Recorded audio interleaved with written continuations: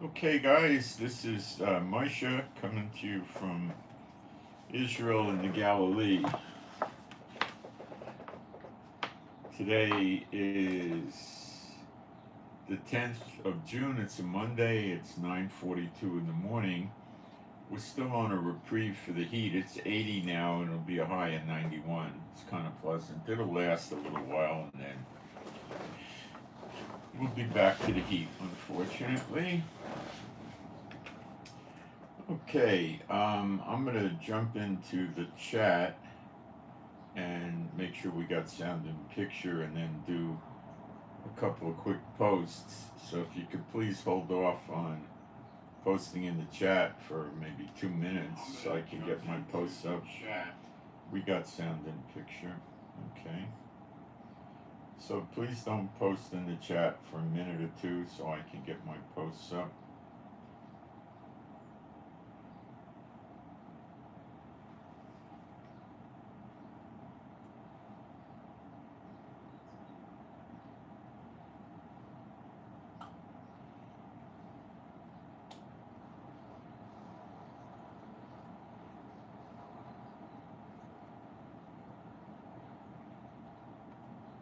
Almost done, guys.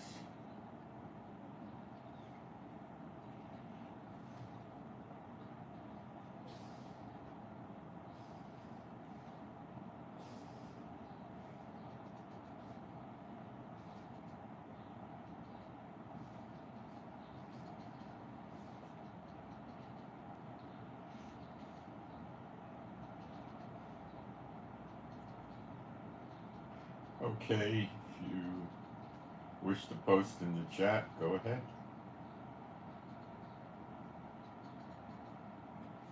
Okay. Oh, it's hot. um, Being a Bible believing site, I'm going to do some praise and then we'll begin. There is no God. Well, this is the beginning. There is no God like Jehovah. There is no God like Jehovah. There is no God like Jehovah. There is no God like Jehovah. There is no God like Jehovah. There is no God like Jehovah. There is no God like Jehovah. There is no Messiah like Yeshua. There is no Messiah like Yeshua. There is no Messiah like Yeshua. There is no Messiah like Yeshua. There is no Messiah like Yeshua. There is no Messiah like Yeshua. There is no Messiah like Yeshua. Okay, so what I'm going to do today is talk about the snare on America, and the snare that Biden is, God put the snare on America. And we're going to talk about the snare that Biden tried to put on Israel with Netanyahu, and how that's falling apart. And we're going to talk about what several other countries are doing at this time. It's worthy of note to point out that yesterday the Houthis attacked a British warship, probably a destroyer or a missile cruiser. They don't have any aircraft carriers down here that I know about, and I doubt they do, or I would know. And they hit it. Now, we don't know the extent of the damage. So they have some new missiles called the Farak or the Farkar or something like that, number two. I don't know what this stuff is, but they got uh, they're trying to make you think it's coming from Iran, which it might be, but they could be coming from Russia, anti-ship missiles. So Russia gives them to Iran, and Iran gives them to the Houthis and Hezbollah. Now I don't know. It might be Iran developed these. They might have got help from Russia and China and North Korea.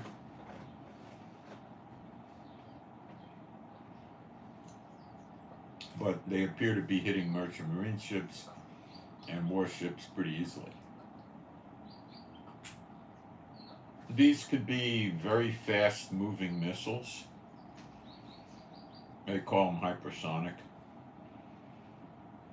These could be smart missiles that have countermeasures to stop from being taken down by anti-missile missiles. I'm sure America and Israel and the UK know all about these missiles, but we don't. You could research it and find information, but very often the information you get is just going to be what Iran tells you, and they'll tell you that the missile can fly to Saturn and then turn around and come back. You can't listen to them.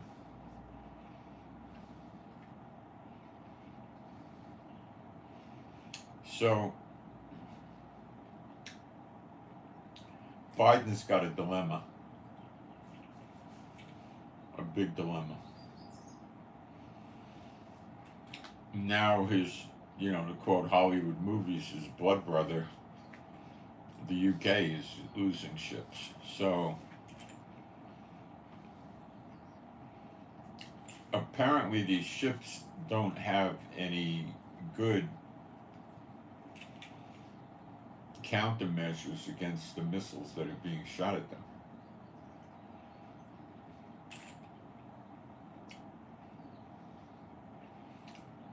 This is not a good thing for Biden or the UK.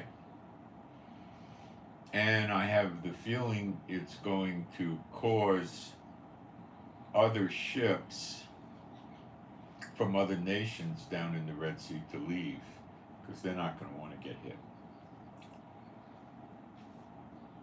So if America was going to invade Yemen to get the Houthis, which are based in Yemen, and they would do their normal procedure, they would bring 2 or 3 aircraft carriers into theater, one in the Red Sea and one in, I believe it's the Sea of Aden in the south of Yemen, maybe a third one, and then they would bring someplace between 8 and 12 destroyers and missile cruisers and probably 2 submarines loitering around to protect them, just in case somebody decided to go after them with a submarine or another ship or something. Then the drill would be to have aircraft attack the Yemen radar, whatever's left of it, if there's any left of it.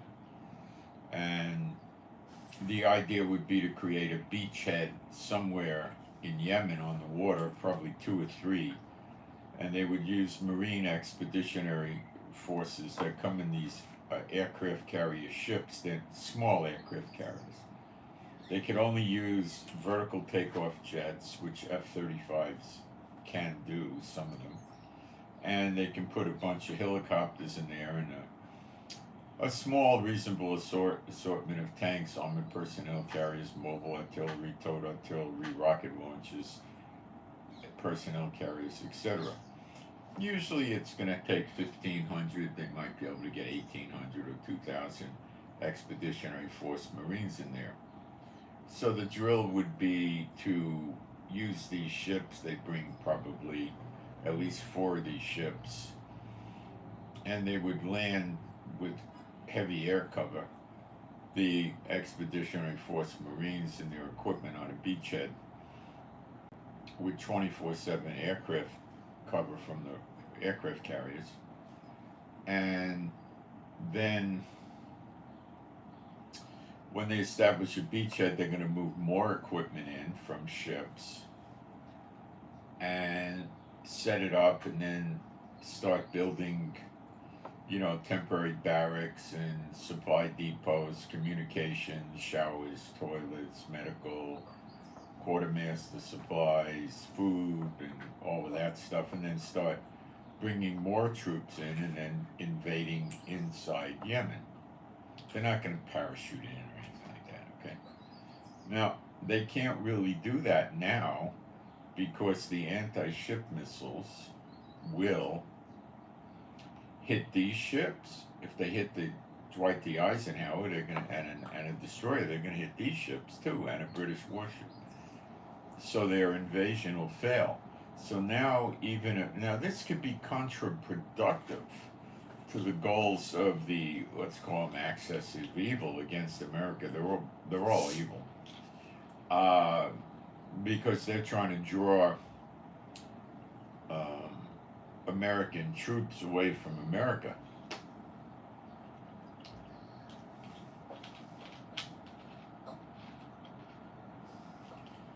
And these anti-ship missile attacks make actually a land invasion of Yemen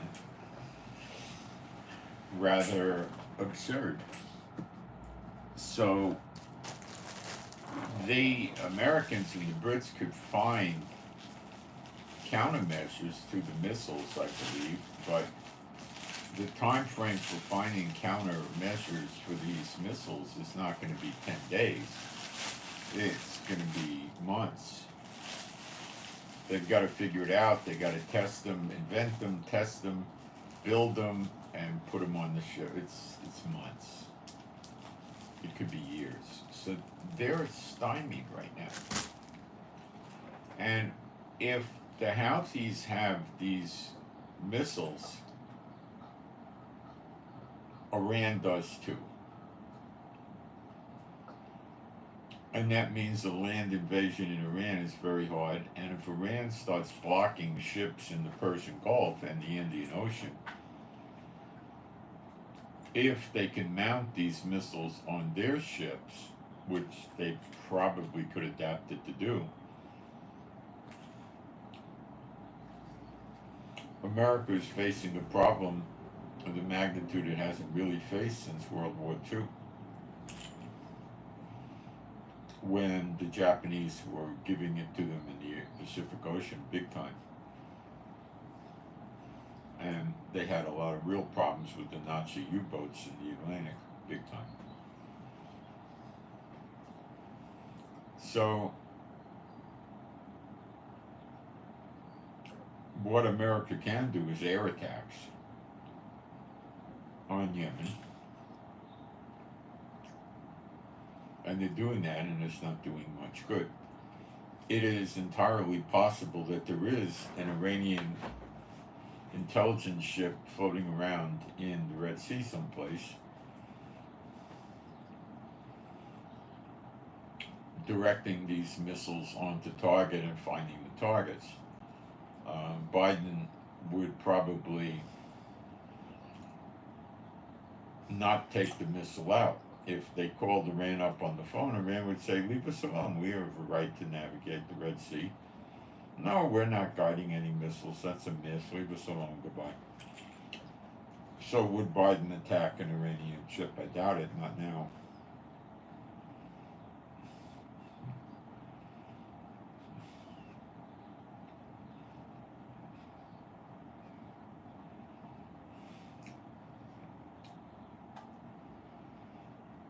So Biden,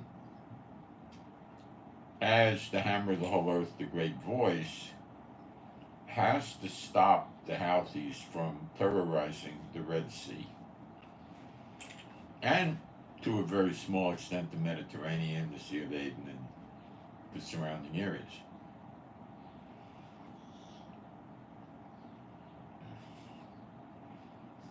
At this point in time, he has no threat, deterrent weight with the Houthis that they're going to listen to him. Their interpretation is if they keep hitting more warships, the warships are going to go away and not come back. And then they'll control the Red Sea, not Egypt, with the Suez Canal. And they'll charge tolls. And they'll only let friends of theirs pass. China and Russia will be friends.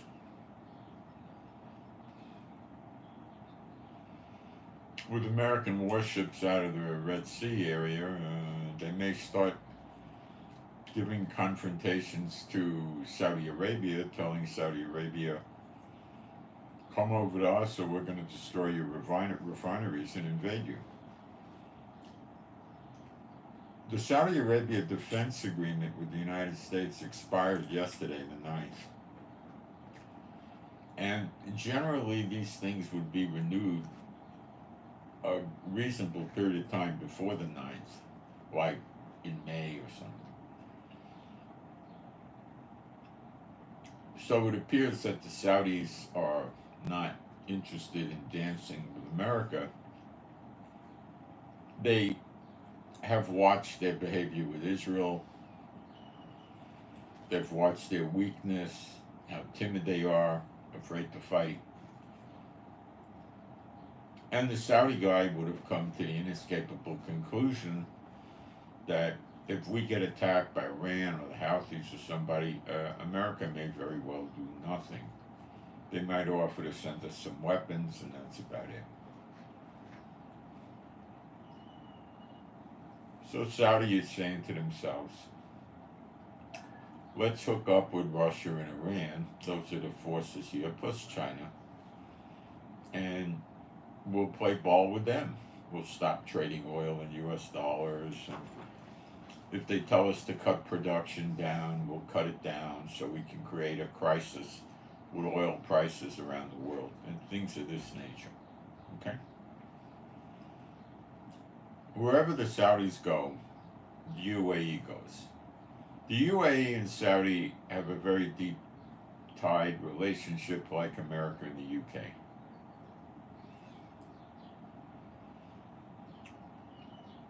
So it's logical with the facts to assume Saudi's going to be dancing with Iran, Russia, China, North Korea, BRICS, and stuff like that. This means that they might open up their country to let the Houthis, which claim to have 600,000 troops in Yemen now, many have moved over there,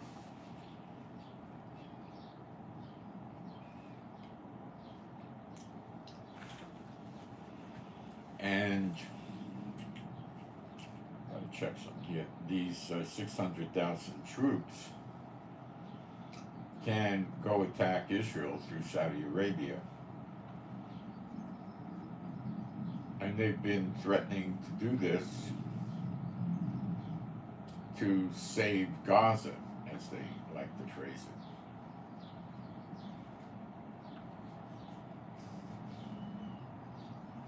Now, Saudi Arabia could tell them that if they try this, they'll be attacked and move, 100 or 200 tanks over there and start doing flyovers. But if an attack does come, they're rather confident America will ignore them. Or go through some token behavior, give them some advisors and some military equipment, and that's it.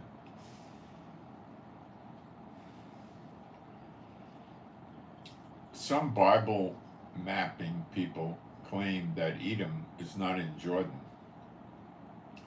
It's really in northwest Saudi Arabia. And that kind of makes sense with Bible prophecy, Jordan also. What happens with Jordan is Ammon, which is the capital of Jordan, it's North Jordan, submits to Israel and makes peace with them, and they get along. Moab, which is not North Jordan, the rest of Jordan gets destroyed, as does Edom, which could likely be Saudi Arabia, not Jordan. Saudi Arabia looks like they're moving along those lines. So, why is Syria not getting into the show against Israel? Well, one big likely reason is Russia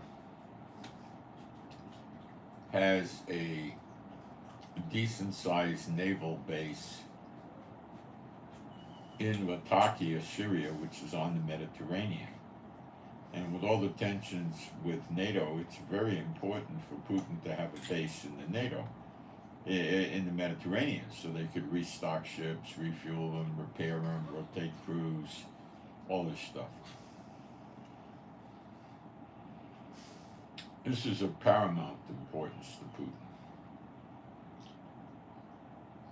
To defend his Navy base, a brief distance away, also in the Latakia area, he built himself an air base. And I think the most he ever had there was 25 planes, but I don't know what it is now. Probably not even that much.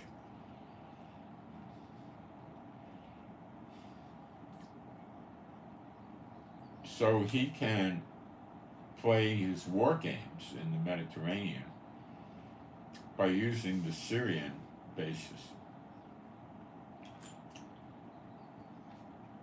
Russia's also working with Sudan to put a military base on the Red Sea. Sudan borders the Red Sea.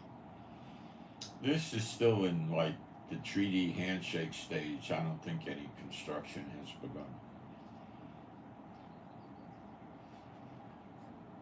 So Putin obviously has some plans about the Red Sea. He might be thinking he could try to cut off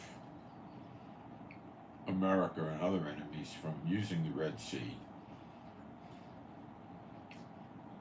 because they'll have to traverse past Sudan, who, if he has a base on the Red Sea, can have, 80 missiles set up and artillery and just pelt the ship traversing the Red Sea with his missiles at very short range, which makes them very difficult to stop, because as soon as you detect the launch and you predict the trajectory, by then, boom, the missile hit you.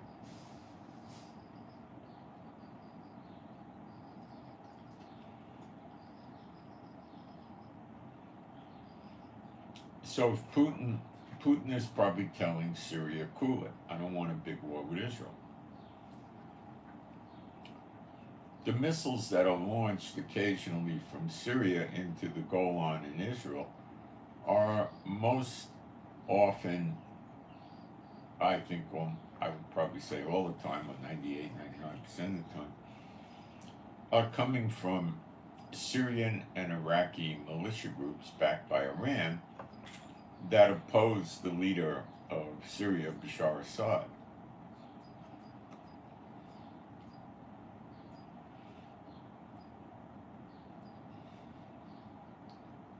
So they're more than happy to attack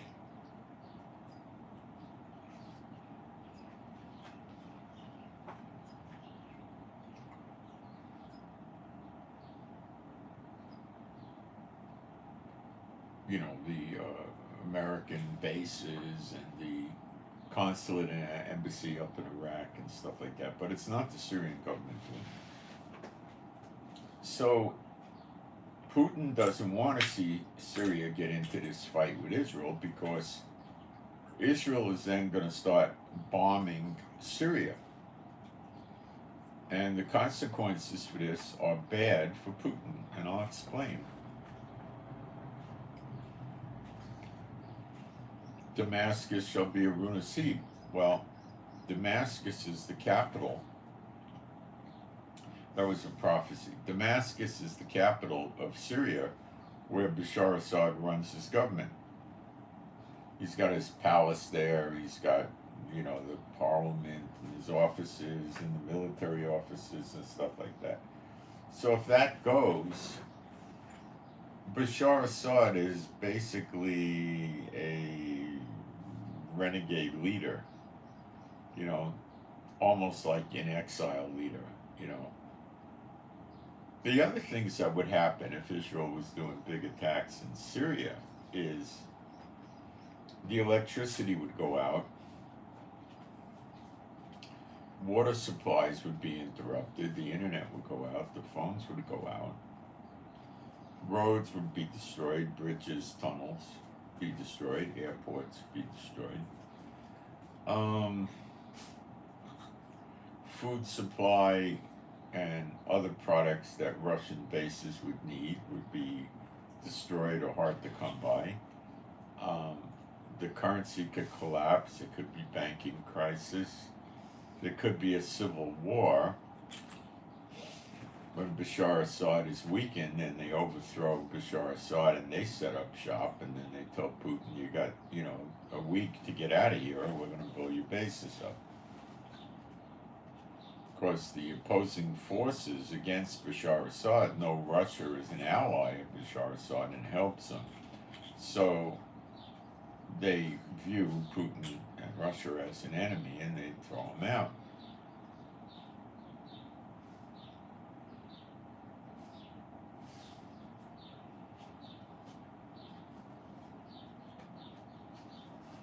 Okay?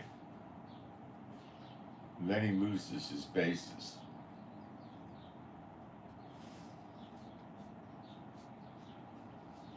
So Putin just contains Bashar Assad, has a certain amount of military force in the area that can be used to protect Bashar Assad against various attacks, but Putin is not in any mood to get into a real fight with Israel face to face, because Israel will smoke him.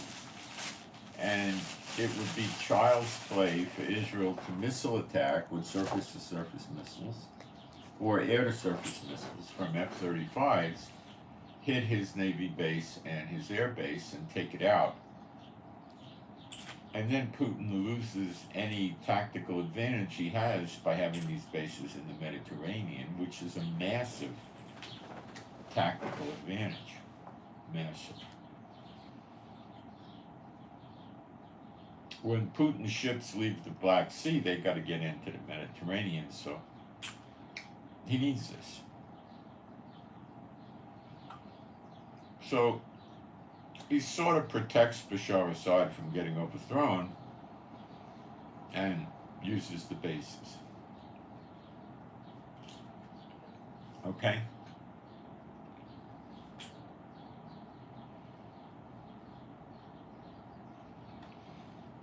France is working with Biden against Israel.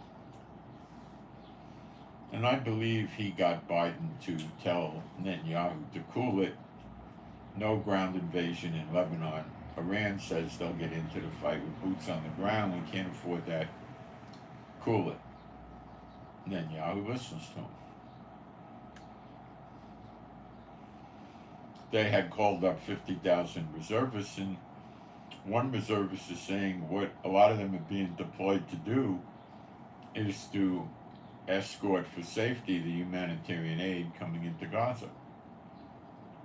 They were called up to fight in Lebanon. The ultra-Orthodox still have never been drafted. Netanyahu is stalling it for them.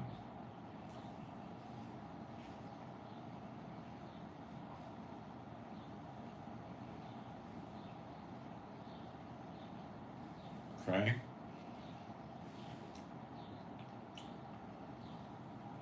Macron has great interest in Lebanon.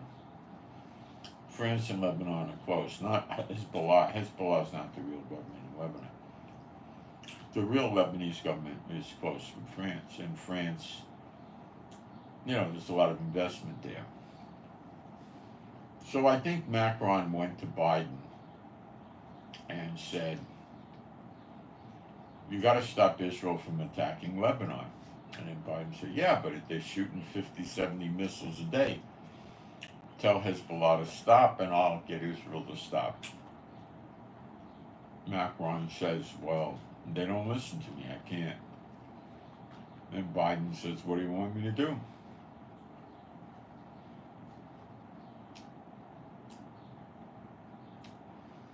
And then Macron says, get him to stop invading Lebanon.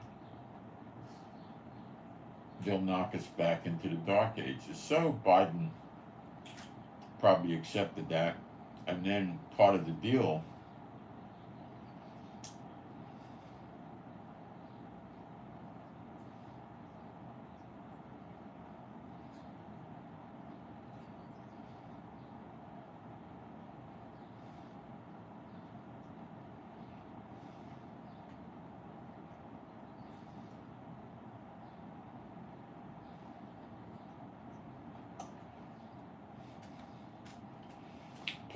was Macron has to turn against Russia, which he did. Oh, you can use Ukraine, use my weapons that I gave you, my jets, anything, and go kill Russia inside Russia. It's okay. Now, Macron's reaping what he sowed. He just lost a lot of his control in France. There was an EU Parliament election, and Le Pen, who's a right winger, got control, and uh, Macron had to dissolve the government, the parliament, and hold new elections. Le Pen is a right wing redneck French version. She's against the immigration of various people, you know who, and she's pro Israel. Macron is anything but pro Israel. He'll use Israel, but he's not pro Israel.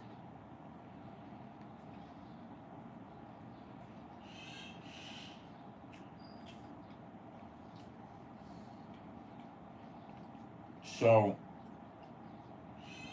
she's a reality for Macron right now.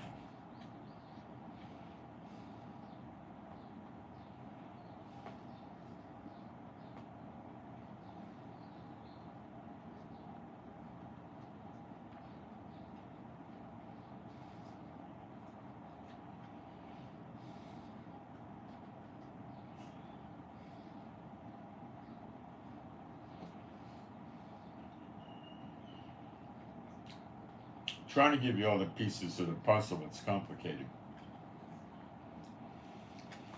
So Biden is in a major dilemma right now.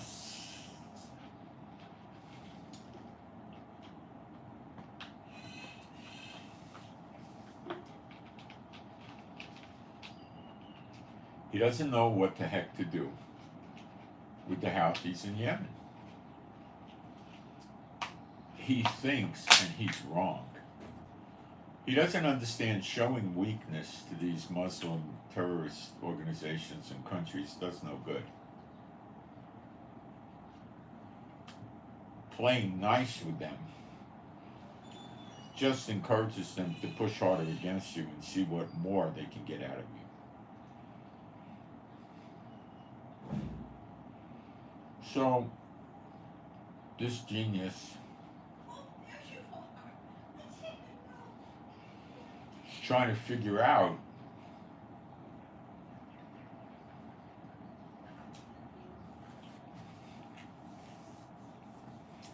how to get the Houthis to stop.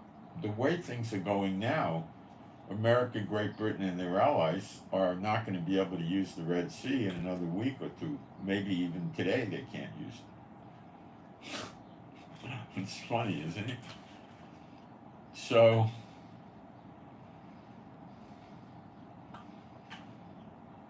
Biden is, and Blinken and Sullivan and Austin are under the deranged impression that if they can accomplish a ceasefire in Gaza, the Houthis will stop and the Hezbollah will stop. I don't believe it.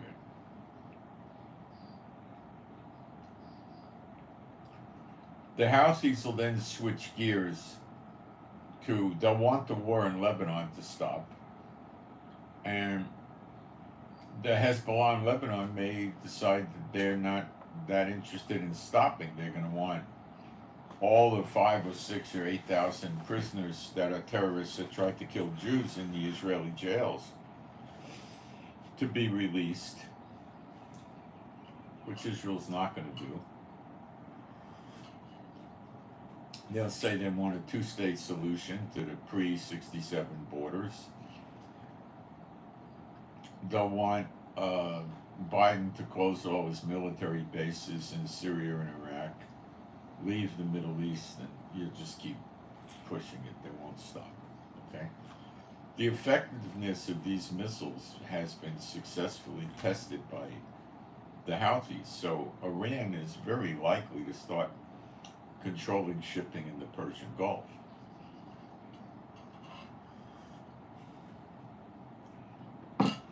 They'll let their friends ship anything and everything all they want, but other countries won't.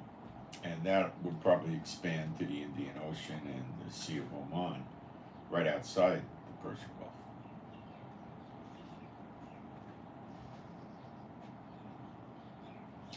So this is what Biden's going to do today, this morning, American time. He's going to the UN Security Council with the ceasefire proposal, and he's going to try to force enforcement. What ceasefire proposal this is, we don't know. The Hamas repeatedly said, we will comply, but it has to begin with a full withdrawal of the Israeli forces out of Gaza. Complete. We need assurances that the ceasefire will be permanent. So that means other countries will have to, make some sort of document with the UN that if Israel violates it, they'll come in with United Nations military forces to stop Israel. They're not going to say they're going to come in with United Nations military forces and stop Gaza for shooting missiles into Israel, which is what will happen.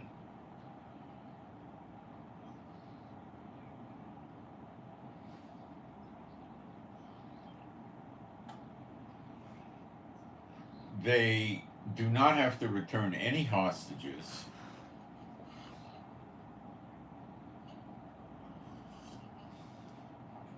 until after Israel withdraws. And this means Israel will have no ability to stop the smuggling of weapons and tunnel-making equipment in from Egypt. That will resume in its fullness, probably triple or quadruple.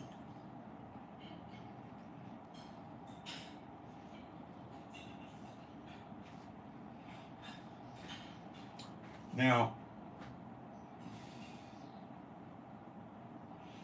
Biden is going to have to seek an enforcement action. Now, Biden might be seeking the UN to enforce his ceasefire agreement,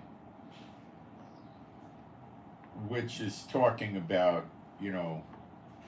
Israel not taking all their forces out, a ceasefire for 6 weeks, hostages coming back, and stuff like that. So we don't know yet what Biden is going to submit to the UN. He might go to the UN and take Hamas's plan and make the UN shove it down Israel's throat by force, military force. It might begin with sanctions before military force. Don't know yet. I don't know. But it's going to the UN Security Council today. Now, there's a chance, I think Algeria's in there, China, Russia, France, UK. Somebody there might throw a veto in and say, well, we don't want to push Hamas around, so I veto it. And then it's dead in the water. Doesn't go anywhere. So is something like this likely to get vetoed? I think so.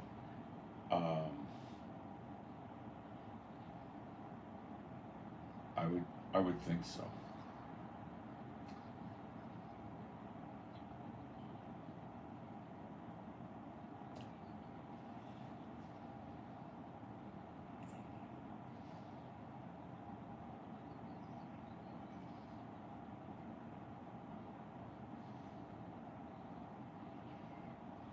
Now,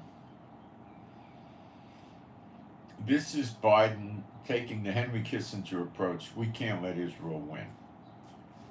Okay? This hostage rescue, Biden had his hands in it, and now he didn't like the way it turned out because Hamas is saying Israel killed 200. Probably more like 80, but he doesn't like that. The next problem is Hamas is insinuating that they may kill more hostages as a punishment to Israel for what they did. So they may take another bunch, like 4 hostages, film it, put it on social media, and cut their heads off with a dull knife. Okay? This is possible. And this is their threat. How they would kill them, I don't know. Then they're also saying, in the event of a future escapade to rescue the hostages, we'll make sure the hostages get killed as soon as the rescue attempt begins. So they do not want to give up their hostages, which is what they think is going to get them out of this pickle they put themselves in.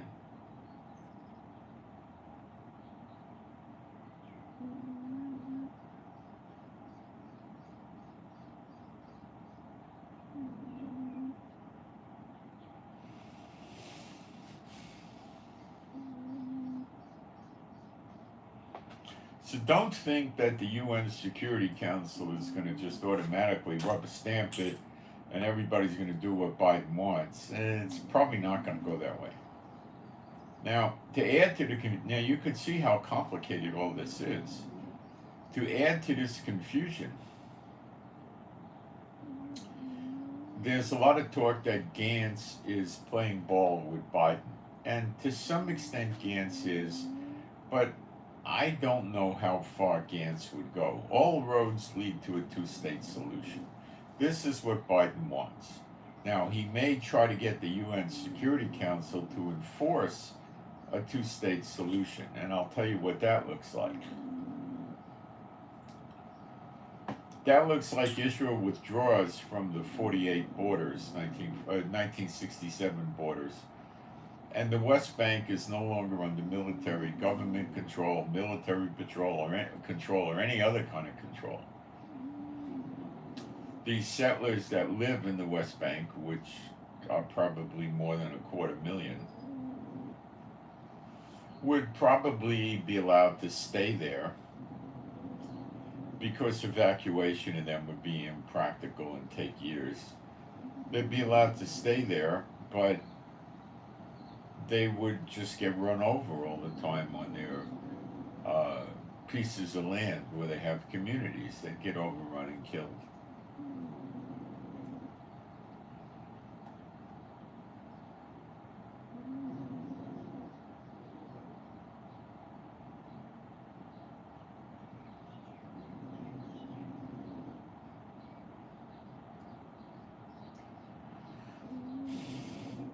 So this whole thing is getting weird.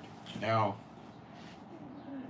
in Zechariah 12, it says, they shall lay siege to Judah and Jerusalem.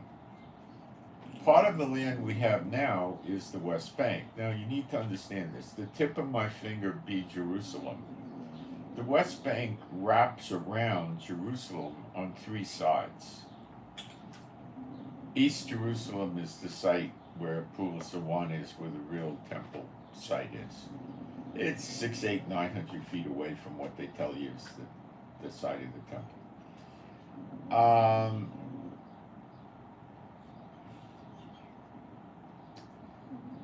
So for the siege to really be as depicted in the Bible, there needs to be enemy of Israel terrorist soldiers inside the West Bank. Now, there's a few ways this could happen. One is they're successful in pushing in from Jordan. Jordan borders the West Bank. Jordan military has been defending the border between Jordan and the West Bank against radical militias that have risen up inside Jordan that don't care for the King of Jordan.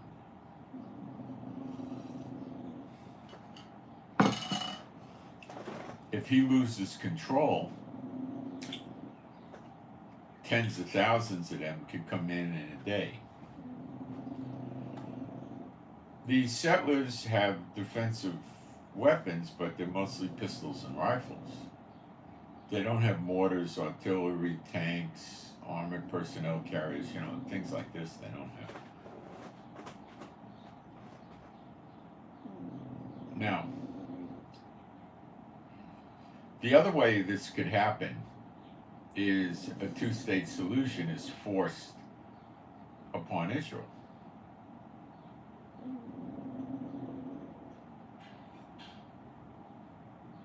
Through the UN Security Council.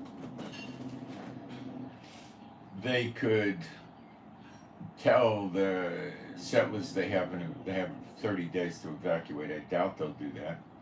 Israel has no place to put them, and I don't think they care about it for the following reasons.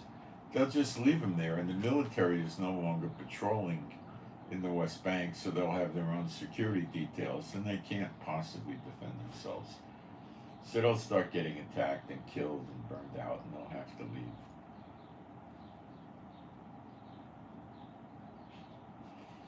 Once this happens, if it happens, then thousands and thousands and tens of thousands and hundreds of thousands of terrorists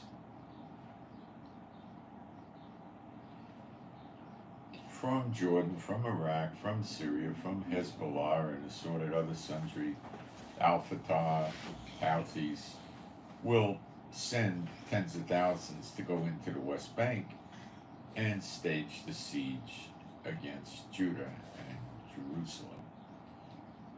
For that to happen, you really would be best done with a two-state solution with force imposed by the UN Security Council, which they're having a meeting today, and I don't know exactly what's going to be on the meeting. I think the first move is the ceasefire in Gaza.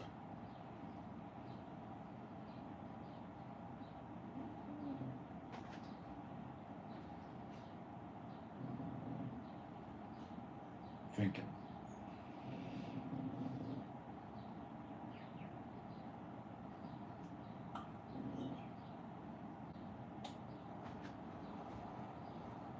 Now, Gantz can be a turncoat with Biden, very likely. And Gantz just said he's leaving, or yesterday, he's leaving the Netanyahu War Council, breaking from Netanyahu. Gantz went to Gallant, the current Minister of Defense, and asked Gallant to switch sides and come over with him. And I believe he has Yair Lapid, who is a left-wing politician in charge of a party called Yesh Atid, and he probably has about 22 seats or something.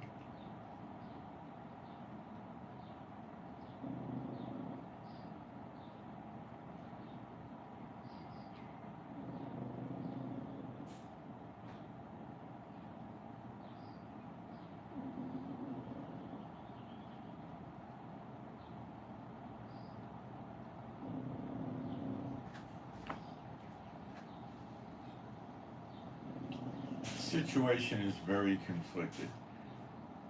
The police were getting forceful against protesters in Tel Aviv last night against Netanyahu that want the ceasefire, want a hostage return. And they're calling and chanting for the resignation of Netanyahu. Now, if there's one thing you got to get out of this, is Netanyahu's a piece of garbage, and so's Gantz, and so's Gallant. They're all cut out of the same demonic cloth, and you're not going to get anywhere with any of them. Okay? God is not interested in seeing Israel run with a democracy. He never uses a democracy. Forget about it. He's using the judges, the two witnesses. Judges are prophets. There's two prophets coming, the two witnesses. Apostle John and Elijah, and that's it. Those are going to be who's running Israel in the next few weeks. Maybe by the time August 1st or so, the beginning of August, that's what's going to happen. Ezekiel 34 is going to happen. The bad shepherds of Israel, which is the government and the rabbis, the Messianic congregation leaders I throw in there, the few churches in Israel, I don't know if they count or even. So they're not going to do well either, but they get cut off along with the rich fat cats. They get cut off. when we read Zechariah 12, we don't read anything about the Israeli IDF or the Air Force or the military or anything like that. So I believe they're already gone. So that means you're going to see that happen pretty quick. Since it appears that Elijah has a hand in this, or does some of this, cutting off the bad ones, you're very close to Elijah starting to work openly, as in teaching the Levites how to make the offerings acceptable unto the Lord.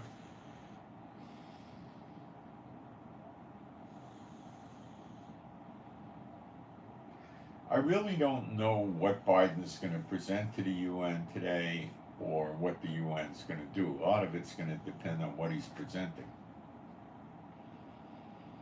There's an outside chance he's trying to get them to bear down hard on Hamas, not Israel.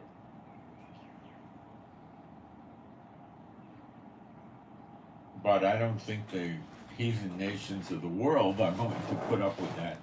I do not think are going to impose their will on Hamas. They're going to let Hamas do what they want. So if Hamas doesn't think this is something they want to do, they're not going to use the UN to force it. Yeah, Gantz did resign from the War Cabinet, yeah.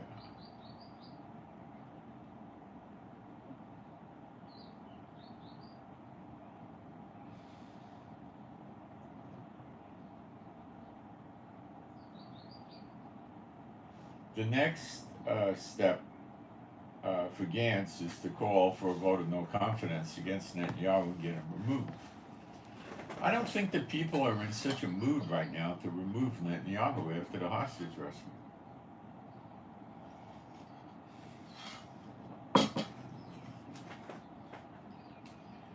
That's why I think Biden's going to the UN Security Council. And then his hope would be that Gantz would be a mouthpiece for him and say, look, the only way we're going to have peace is to do this, and a two-state solution, or else we're going to be sitting here fighting war month after month after month after month. Our economy will go, our kids will die in the military, our cities will get slowly but surely destroyed, and blah, blah, blah, blah, blah. It's not hard to see Gantz go that route. We got to get the hostages back, we got to save our economy, this kind of thing. I don't think the Israelis are in the mood for this. Now, we need to think about what happens if Biden gets this UN Security Council thing and Israel just rejects it. Netanyahu might consider that if he goes along with it, he'll get thrown out of office. Use it as a magic bullet against Gantz. So Gantz will start preaching the Biden ceasefire, and it'll torpedo him at the polls. So Netanyahu may just stand up against Biden. And what will they do? I don't know. But that pier was there to land troops in Gaza, believe me.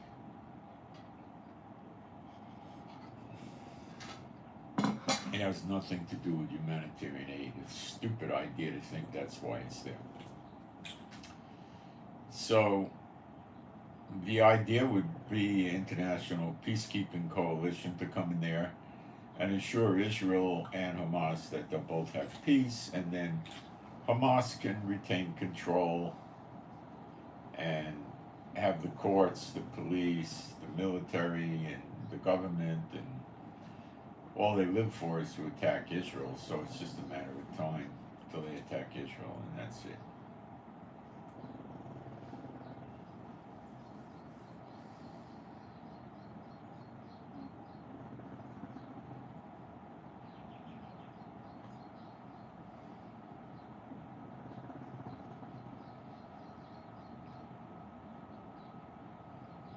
That's the whole 9 yards here with this.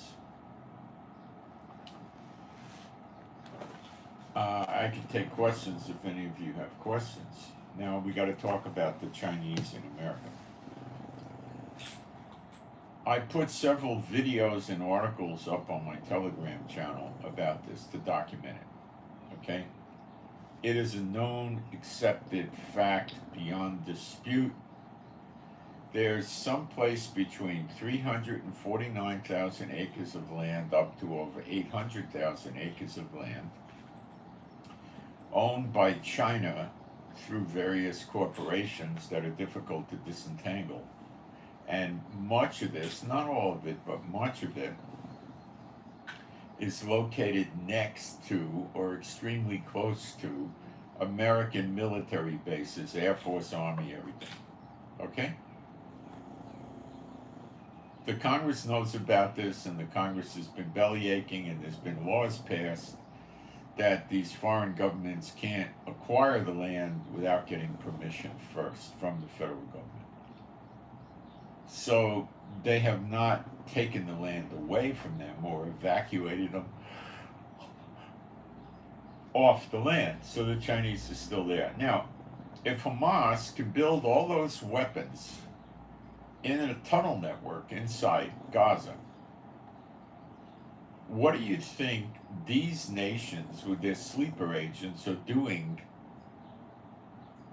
with this mostly agricultural land they've acquired next to the military bases? It's come out that a lot of the what's called illegals that enter America illegally and then become legal by filing for amnesty, they don't go live in the cities. They go right to this agricultural land and live there. Some of them, I'm quite certain, never register with the government at all.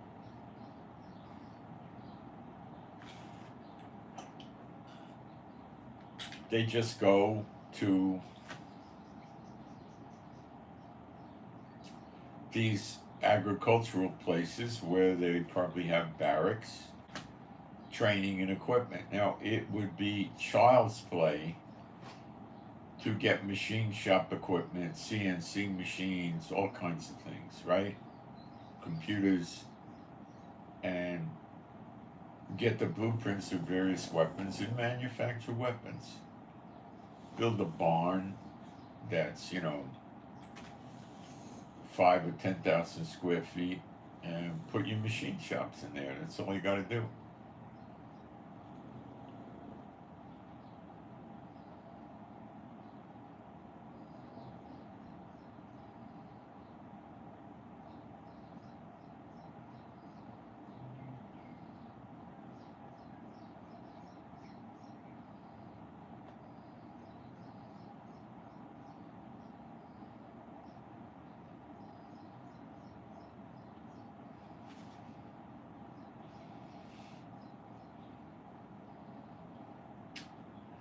So I've been telling you for months that the sleeper agents, of which there could be over 7 million, but there's definitely at least 2 million. I mean, it's more. It's up there, 5 to 10 million, probably, or 7 million, 8 million. It's huge. They're coming from Egypt, Algeria, Iran, lots of Muslim countries, China, Russia, North Korea. I mean, all the enemies of America, sending them over there. These are soldiers. They brief them and explain to them how to do it. They probably, after they cross the border ways, they're met by somebody that gives them transportation to this land that China owns. And there they find barracks, and there's weapons there, and that's it. They could make bombs, missiles, rockets, mortars, mortar shells, shoulder-fired missiles, all kinds of things.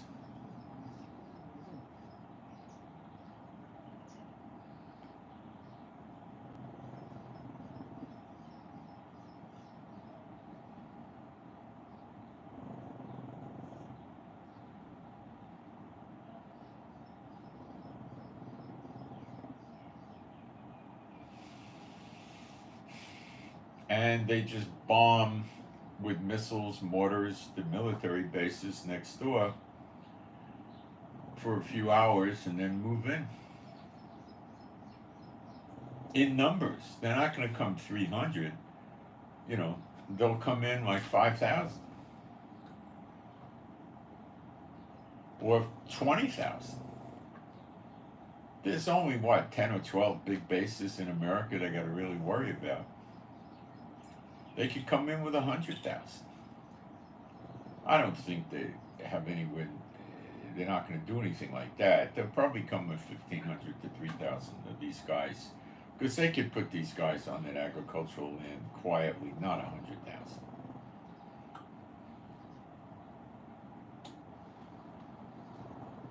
So they're not going into the cities. They're staying on this agricultural land next to the military bases. And they're conducting surveillance. They know everything that's going on. They're flying drones. They're climbing up trees with binoculars. They're doing everything.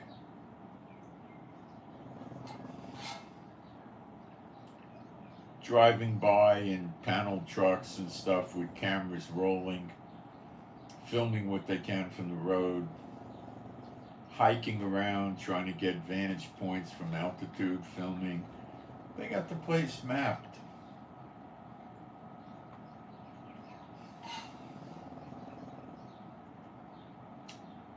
They could cultivate soldiers on the base with close proximity.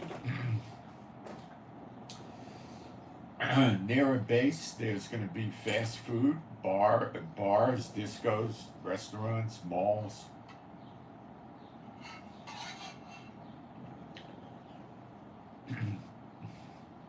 They could send women agents in to bang into and meet some of these soldiers and seduce them and pull them in. They could pull them in with blackmail. They find a married guy. They got films of him checked up with one of their agents. They could do all kinds of things.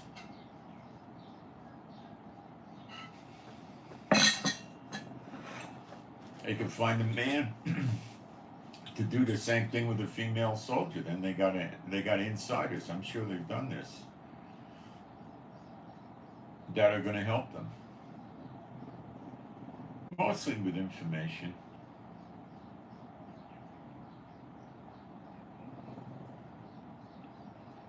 Routines, the security patrols, where the security is, where the weapons are kept, how they keep the tanks, how they do this, where the general is, and, where the communications is, where's the electrical generator, where's this, where's that. I have all this stuff collected. I'm sure they already have it. They've had it a long time already. They could also find soldiers and bribe them.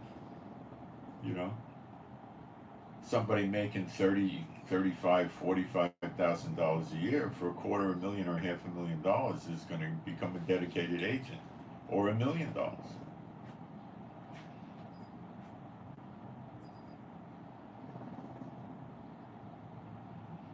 There's Muslims in the American military all over the place. You think it would be hard to recruit Muslims in the American military to turn in the American bases to them? I don't think it would be that hard.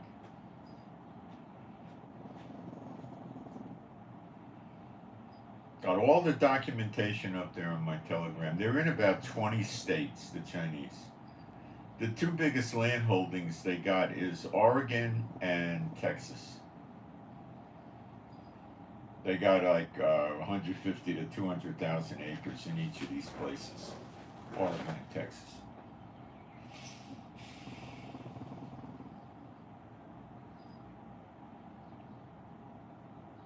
Why Oregon? Because they could come in by ship and go into Oregon and then just traverse by land onto the base, or get met by somebody with a bus or a van. Same with Texas, come in from Mexico. Once they get on the land, they're safe. Could they have dug tunnels in the land and they're keeping these guys underground where they won't be seen? Yeah. Can they build buildings of innocuous nature and make barracks out of them? Sure.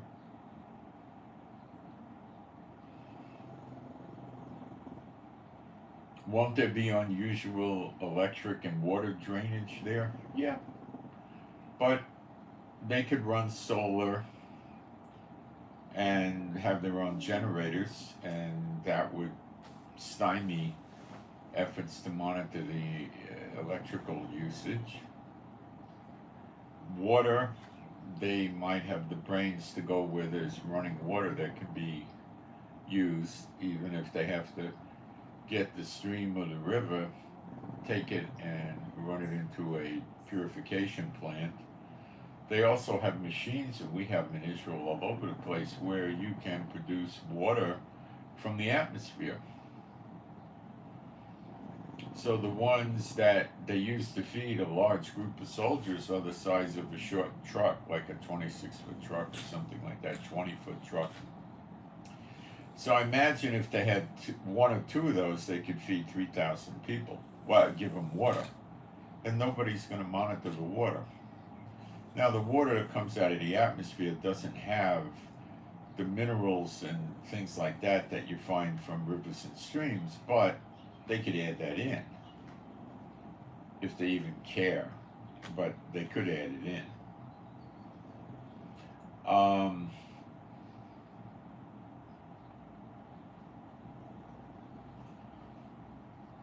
So between the use of solar and generators and producing water from the atmosphere, or diverting springs and rivers and purifying the water, you're not going to track them. And they got to worry about flyovers, doing recon over them. Well, yes and no. Are they really flyovers or not? You know.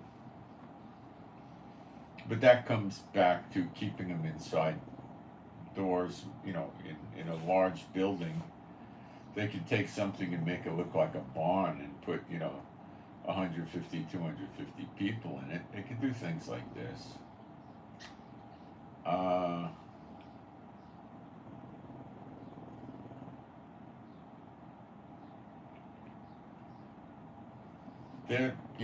There's things they could do. Now the Congress is on to this, so this is the implication or the takeaway from the fact that there are congressmen screaming bloody murder about this, and they have passed legislation to stop it in the future. That's no good. The cow's out of the barn already. Like with the sleeper agents, closing the border now is stupid. Well, you could do it. It's not going to stop it. So they've already bought the land. In terms of confiscating the land that they bought and evicting them, there's no effort in this area right now. Just like there's no effort to put another 25 or 50,000 people into border and customs and have an immigration, ICE, Immigration Customs Enforcement, and have them run around arresting the illegals and shipping them out of the country. Of course, a lot of them are not considered illegal because they entered illegally, then filed for amnesty, got some paperwork on the amnesty, got a court date in 2032. So between now and 2032, they're legit. So what's your legal basis for evicting them? Well, Trump would figure something out and do it, but Trump ain't around.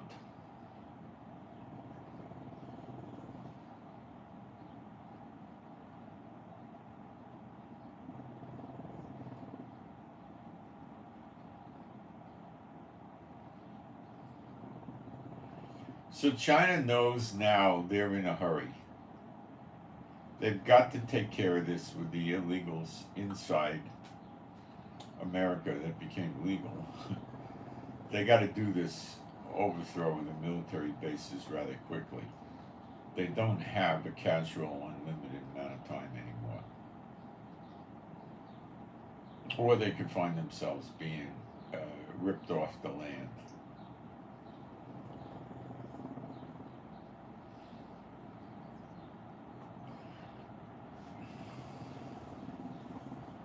Okay?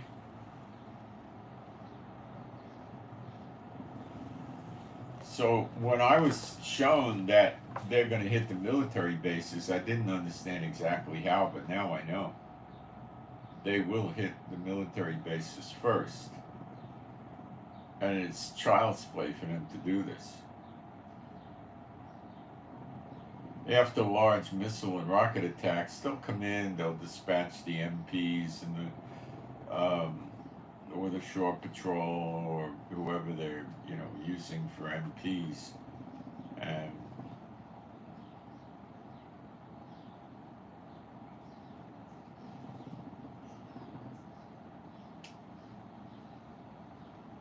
it's just going to be a mess. They'll rape the women, they'll torture the soldiers, they'll take hostages to protect themselves. Not that many, 200 or 300 on a base, maybe, or maybe they won't even bother. They'll probably try taking hostages, maybe not. And they'll hit all the bases at the same time.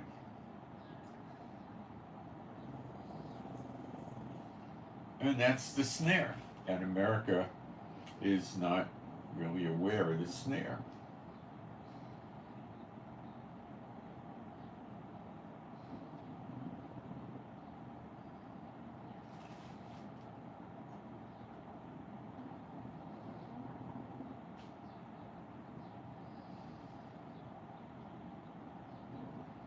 There's two people that come in here, probably they're associated despots. We'll just dump them. They're both slandering.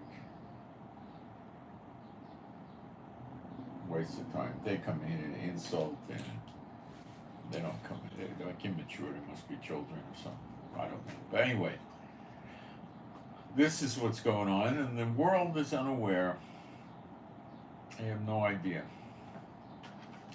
They just don't know. The church doesn't know. The Israelites don't know. They don't know.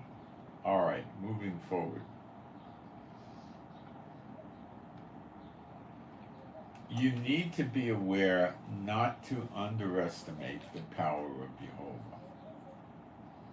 He's about to show the world that his name is Jehovah. He is Jehovah. And the day of vengeance is a day.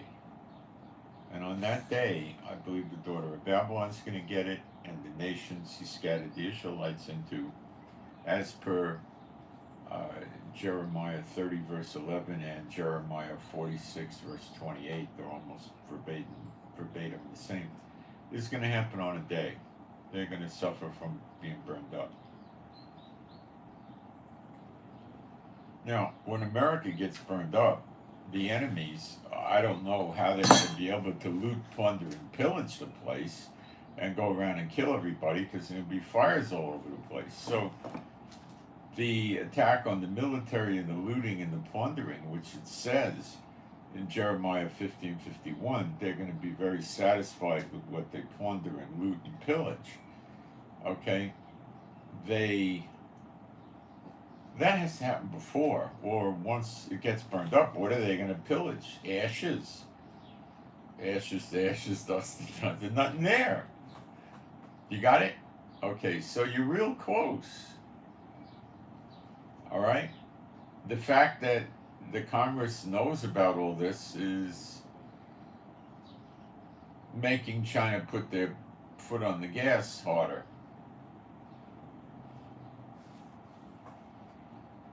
This has been in play for years, just like the attack on Israel by Hamas was in play for years, 2-3 years anyway. 300 miles of tunnels? Come on. Years. And why didn't the Netanyahu government tell us that this was going on before October 7th? You see? Whose side are they really on? What's going on with that? Why? Yeah, the Israeli intelligence didn't know that massive amounts of stuff were being smuggled into Egypt, and they were building a tunnel network like no other one in the world. Our intelligence is a lot better than that. Okay? See what I'm saying? Get it?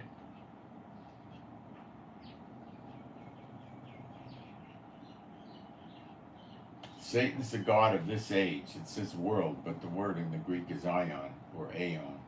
It means world. It means age. And the heads of all the nations and all the big shots in the nations are Satan bots worshiping Satan. They wouldn't be there if they weren't. So Jehovah's going to do a massive amount of things in one day. Okay, including us getting eternal life.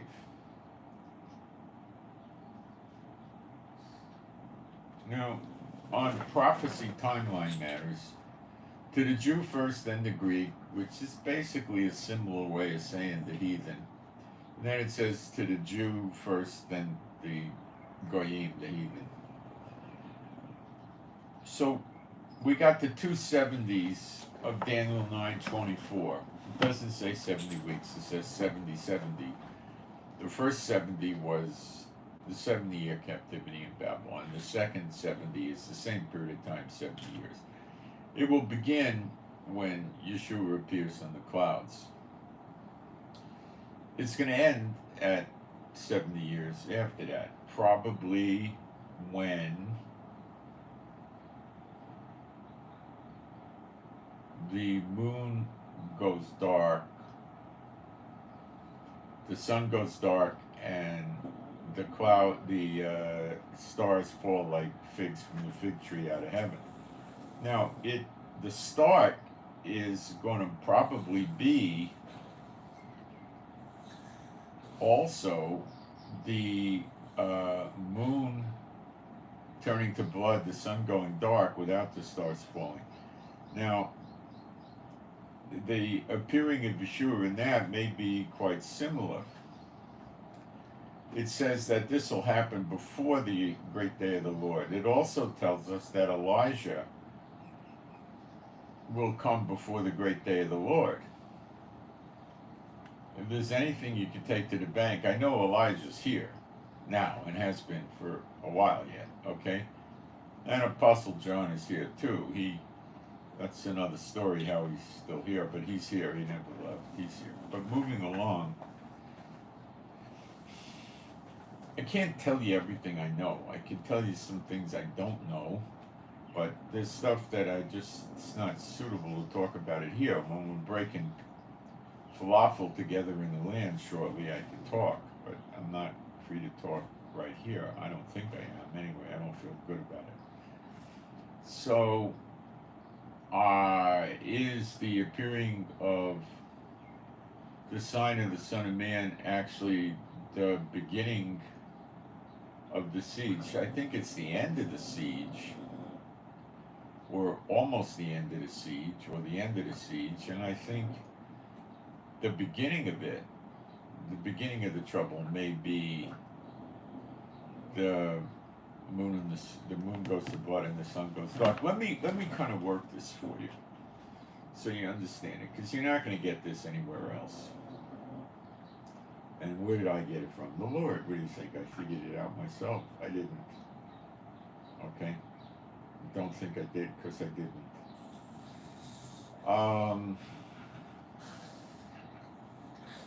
Joel 2. Now, Joel 2 is pretty much, to a great extent, about Gog and Magog. Ezekiel 38:39, Zechariah 14, and Ezekiel 8-11.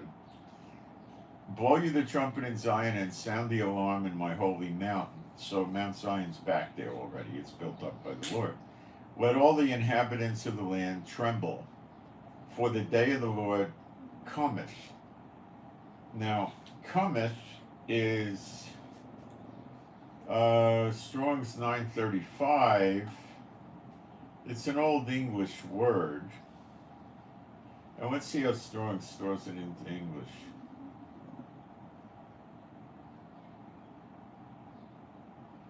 To go or to come.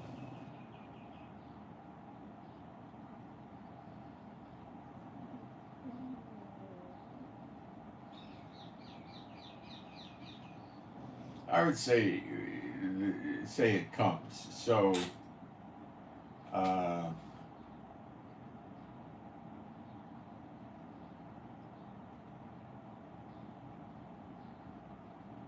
would all the inhabitants of the land, which is Haaretz, Israel, tremble, for the day of Jehovah comes, for it is nigh at hand. So this isn't necessarily telling us that we're in the day of the Lord, near at hand.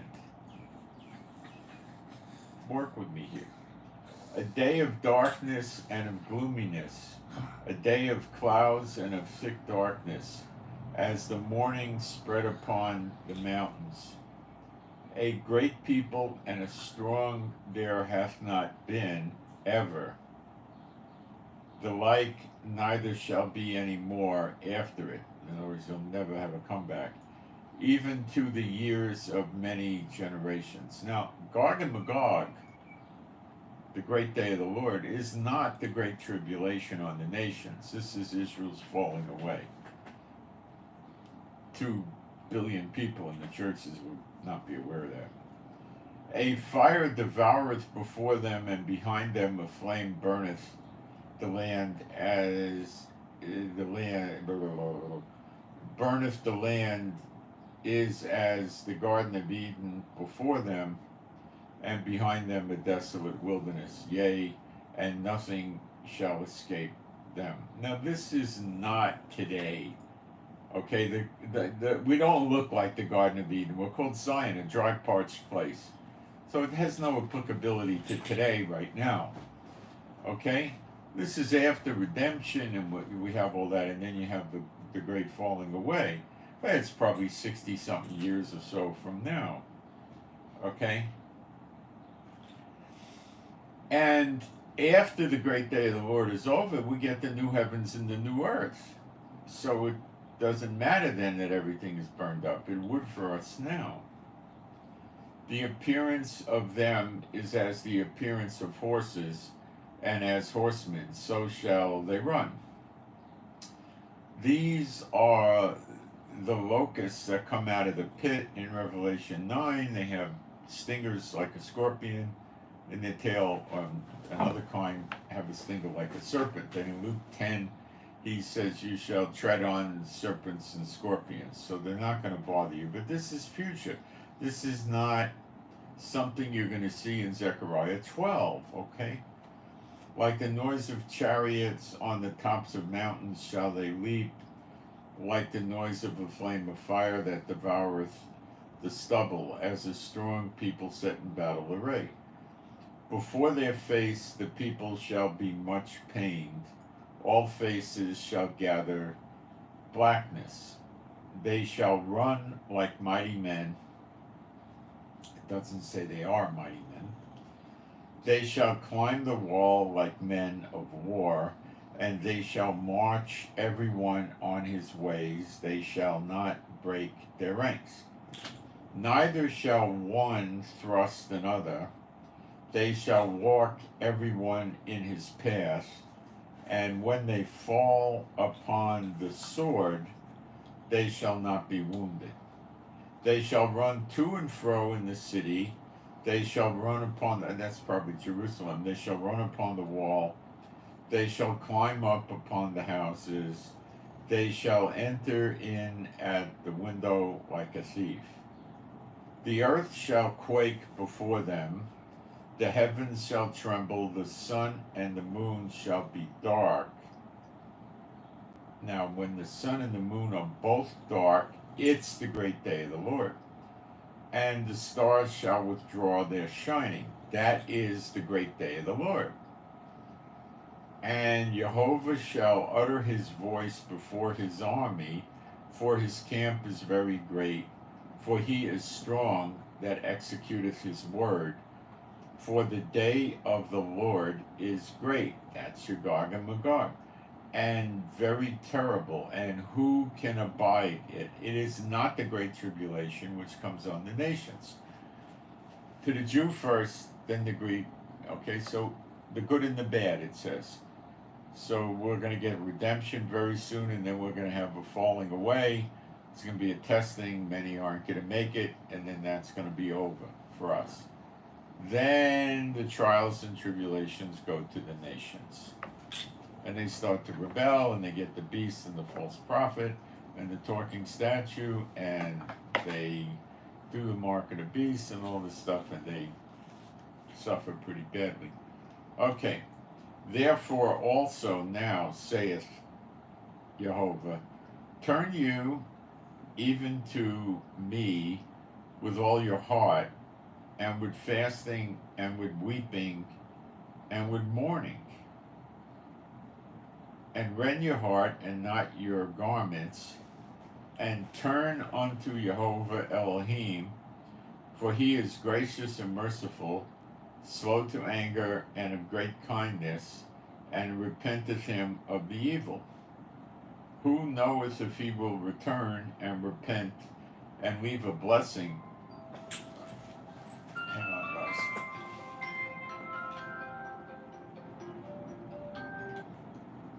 Hello? Good, how are you?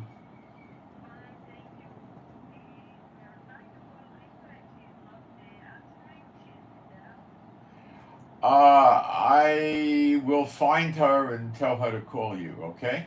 I think she's in the house. I'll do it right now. I'll take care of it. Thank you. Bye-bye. You know, I gotta do a little thing here. Some people are calling my wife, and she's not responding, so I guess I better find out why, huh? I'll be right back. I think there's something wrong with the phone chip again. That's what I'm pretty sure it is.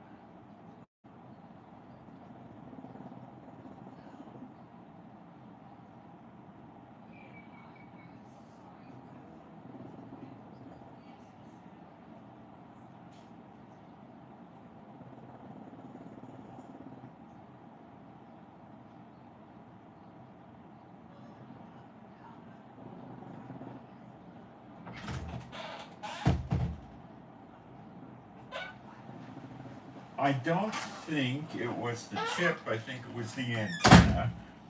But anyway, she was just sitting in her room, and no big deal, except gotta get the phone fixed. I thought it was something not good, but I mean, it's not a great thing that the antenna in the phone's on the blink again, but it's certainly a lot better than the alternative. Okay.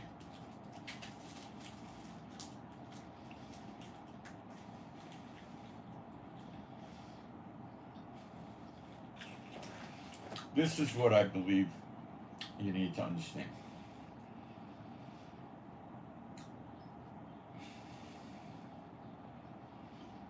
The moon going to blood and the sun going dark, I believe, is associated with Zechariah 12.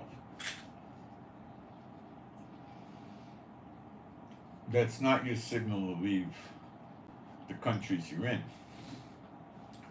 That signal is going to be the appearing of the Son of Man, as in Zechariah 12:10. Okay?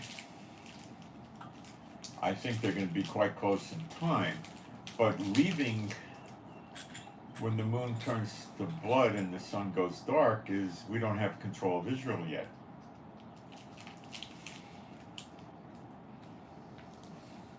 Doesn't make sense. Plus, you're not changed into eternal life yet, so And you gotta wait for the appearing. That'll be your sign to get out of America and the other countries.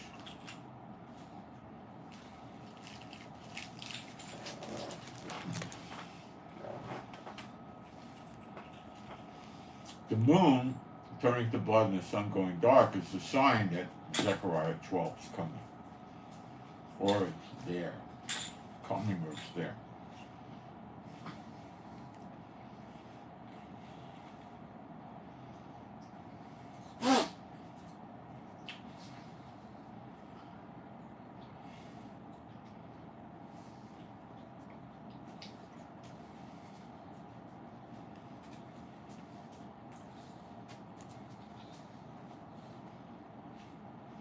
Where was I here?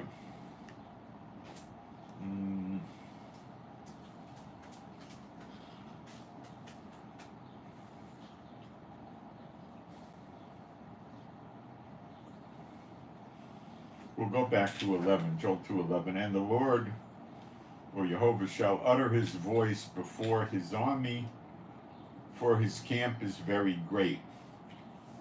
For he is strong that executeth his word. For the day of Jehovah is great and very terrible, and who can abide? Therefore also now saith Jehovah, turn you even to me with all your heart.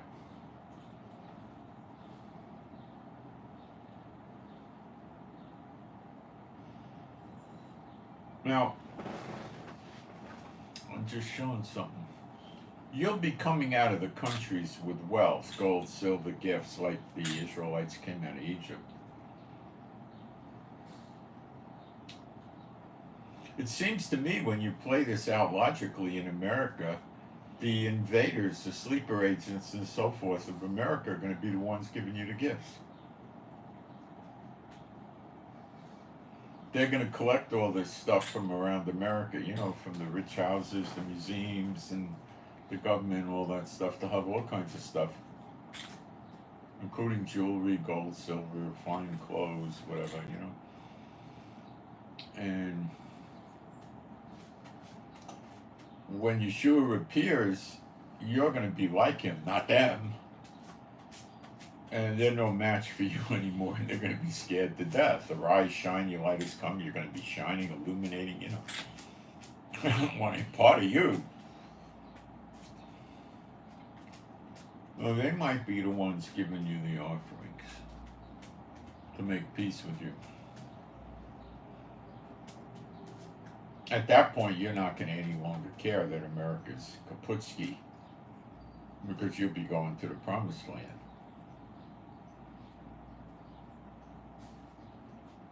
That's called Aliyah, which means taking a step up closer to heaven, yes. Not physically, but you know what I mean. You're going through another cycle in end times. It's the end of the age, and now we're in the new age of eternal life, you know.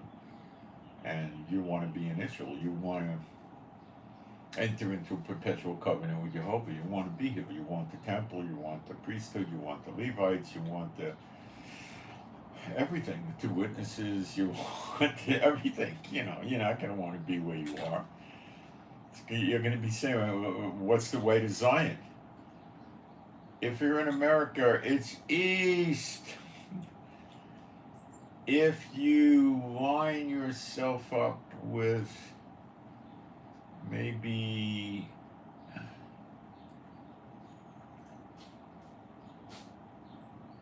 someplace between Jacksonville and Orlando and just go east, you'll hit Jerusalem. I know that Tallahassee lines up pretty much with Tiberias, which is north. Orlando's probably a little too south.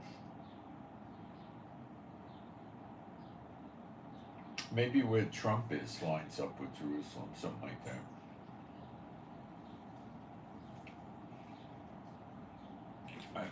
You'll figure it out.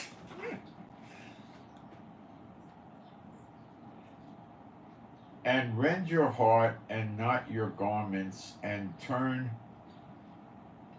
You see, God's not mad at these guys that destroyed America. He brought them there. It's part of his snare on them, on the daughter of Babylon. And that's why he says they will not be disappointed in the spoil they take.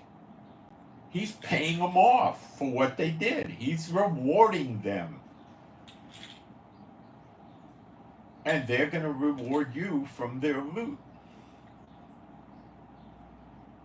You'll hear that in church every day, won't you? Yeah. Okay, that's what I believe I was just showing. Okay. The Lord your God, for he is gracious and merciful. You're going to really learn that. Slow to anger and of great kindness. You'll learn that too. And repenteth him of the evil. He can be so nice and so gentle, you'll melt. He's really that way towards his kids. He's just thoughtful, nice. He never forgets things. You and I do, he doesn't. You know, I don't think Yeshua forgets things either. Who knoweth if he will return and repent and will leave a blessing behind him, even a meat offering and a drink offering unto Jehovah Elohim. Blow the trumpet in Zion, sanctify a fast, call a solemn assembly. Gather the people, sanctify the congregation, assemble the elders, gather the children and those that suck the breasts. Let the bridegroom go forth of his chamber, and the bride out of her closet. That's so cool.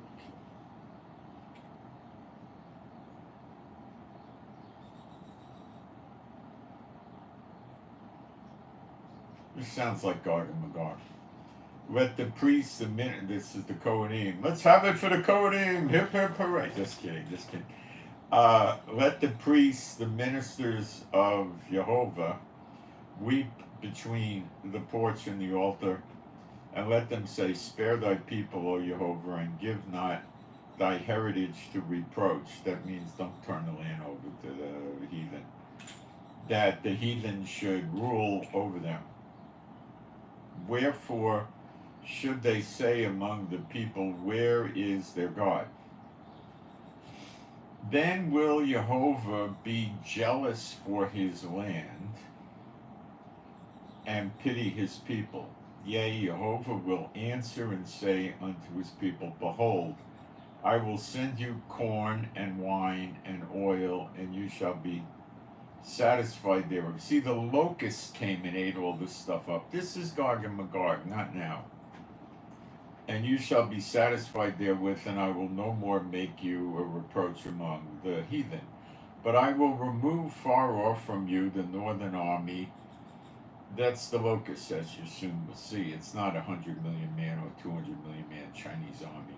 And will drive him into a land barren and desolate, with his face towards the east sea, and his hinder parts, his rear parts, towards the utmost sea. And his stink shall come up, and his savior shall come, his smell, stink, savior, smell, shall come up, because he hath done great things.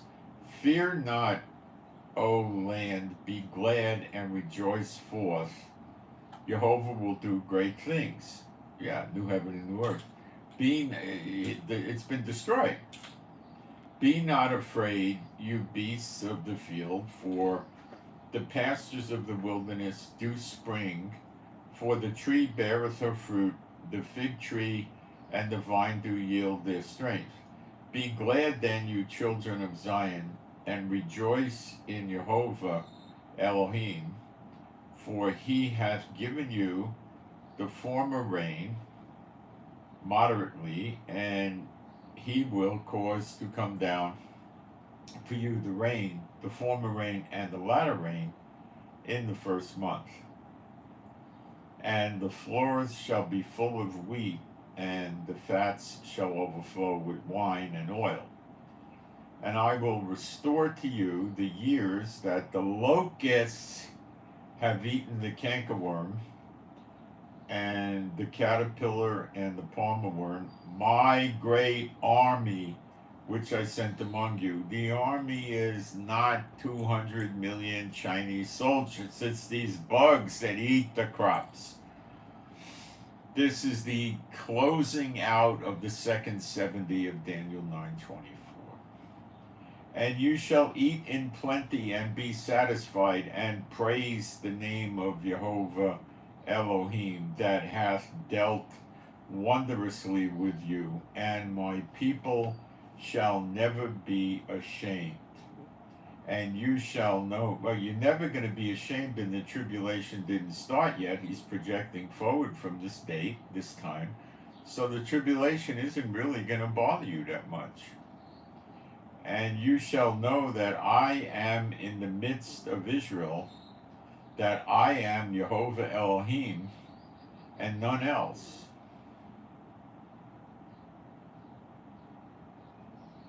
And my people shall never be ashamed.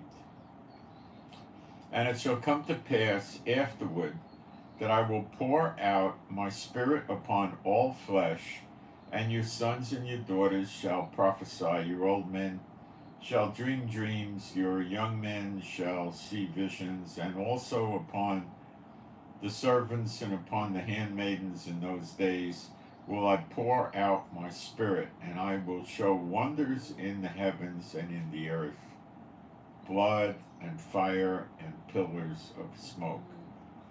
The sun shall be turned into darkness, and the moon turned into blood, before the great and terrible day of the Lord. All right? Now, I'm going to read this one more time. The sun shall be turned into darkness. That's the sun going dark, right? Okay. And the moon into blood. The moon's not going to look like oak or amber color. It's going to look like a fire engine, blood red.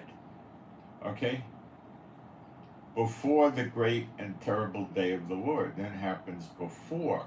Now, let's take a look at the language here in Malachi and see if it makes sense. Okay? Okay. It's all right. It's all right. All right. Let's find it in Malachi. Malachi 4:4. Remember you the law of Moses my servant, which I commanded unto him in Horeb, for all Israel with the statutes and judgments. 4:5. Behold, I will send you Elijah the prophet before the coming of the great and dreadful day of the Lord. It's almost the same language.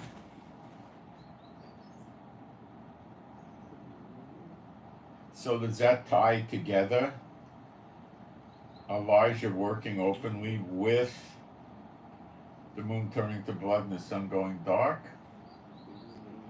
I think he's going to proceed. Remember, it says he will come first. I wouldn't try to hook that one up. The moon, the blood, and the sun dark is not a sign of Elijah. But you get the idea of the timing. Elijah's here now, and that makes sense to some and no sense to others. But he'll start working openly pretty soon. You know, signs and wonders, the whole kit and caboodle, the whole 9 yards, you know. And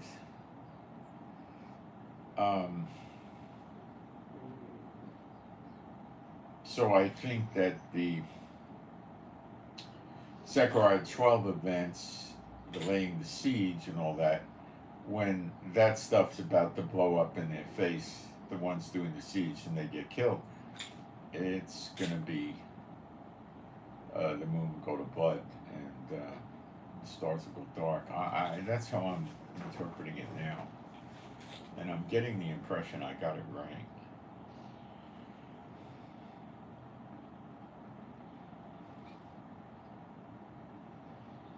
And you will see that wherever you are, I believe. And I think you'll see the sign of the Son of Man in pretty close proximity to that. And then you'll have your eternal life if you're a believer or an Israelite, and then it's off to the wilderness and then into Israel. But it's the events of Zechariah 12:10 that let us get the land back. You'll not get this in any commentary or any church or anything like that. You're not going to find it on the internet. I got it from Jehovah. This is information that has not been passed around previously. The apostles, they may have known this. I don't know. I don't think so.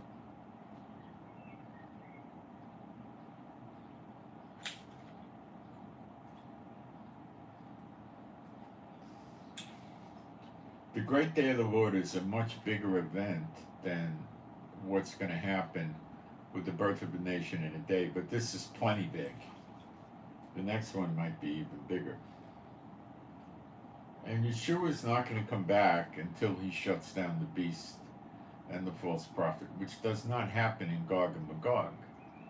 You don't see the talking statue, the beast, the false prophet in Ezekiel 8-11, in Zechariah 14, in Ezekiel 38-39. It's not there.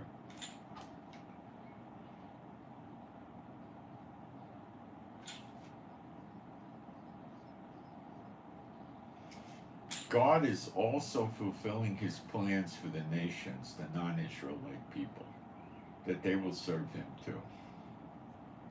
You got to remember that. He's about to show his greatness, and we're going to love it, but they're not. The bad ones aren't. We'll be laughing and they'll be crying, okay?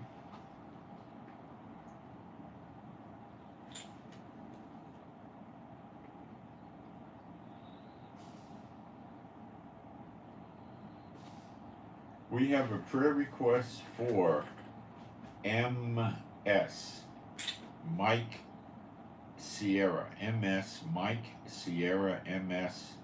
Pray for a good job without having to work on the Sabbath. MS, pray for a good job without working on the Sabbath. Now, to be fair, this person does not have any job at all now. So we're not praying to change jobs. Don't have to work on the Sabbath, has no job. It's alright? Alright. Let's see what the chat looks like.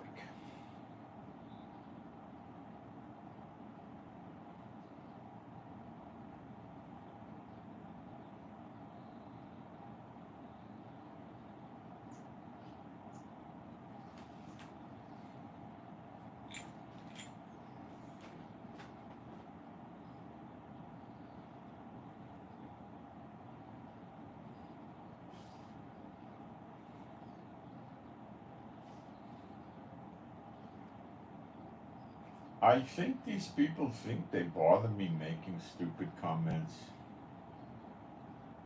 They really don't. I just get rid of them.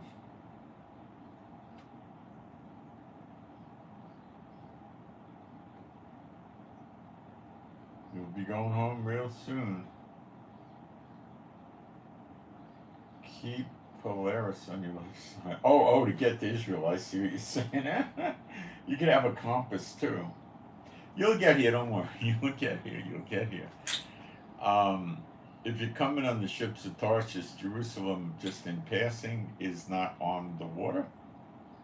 So you'd have to come in probably to Haifa. That's the port. Or, you know. All right, what else? They say in Yiddish is nu vaten, which means so what now?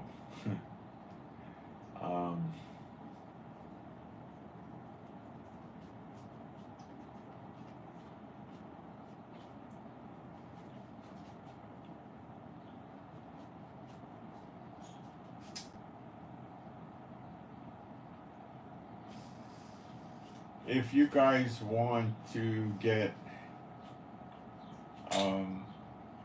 the Intel scoop, when the eggs start hitting the fan, make sure you subscribe, because you'll get the news from me when I start doing emergency updates um, with live streams during the day and night. You'll get the news a lot earlier if that's of interest to you. It's free. Just subscribe and click the notice bell. And please give me a thumbs up, a like. It helps with the algorithm here at YouTube, and it takes you like 2 or 3 seconds. Appreciate it. Let's see if we got any interesting news. It's way too early to figure out what's going to happen at the UN Security Council, because that's going to be several hours away.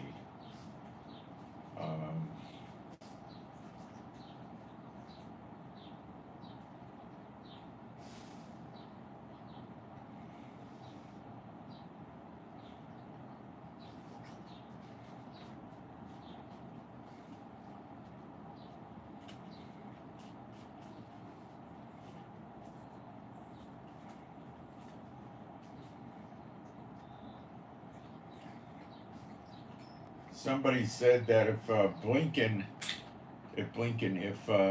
Gantz is no longer in the war cabinet and he's broke from Netanyahu and all this stuff, why would Blinken be meeting with him tomorrow? Of course, they want to groom him for prime minister if they could control him. And if Biden controls you, you'd be dancing with the devil. That's right.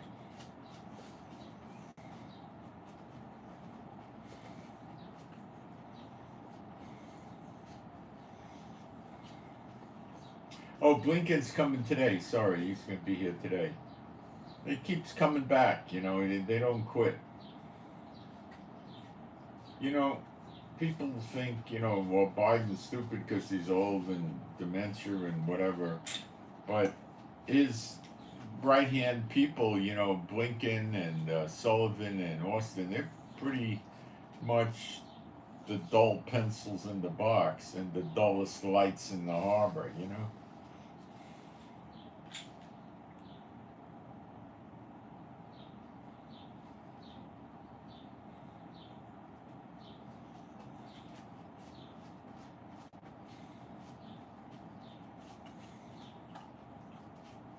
This morning's been a little on the quiet side from Hezbollah. I don't know why. I haven't heard many missile launches.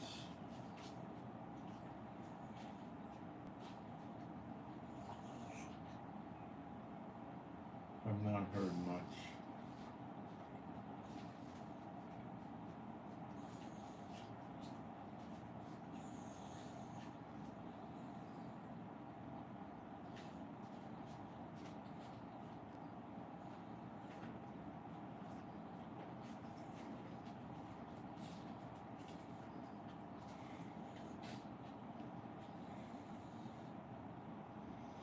After Zechariah 12 is when the nations beat their swords into plowshares and their spears, or you maybe could say a lance, similar, into a pruning hook. A pruning hook's a long pole, and it's got like a curved cutting piece on it.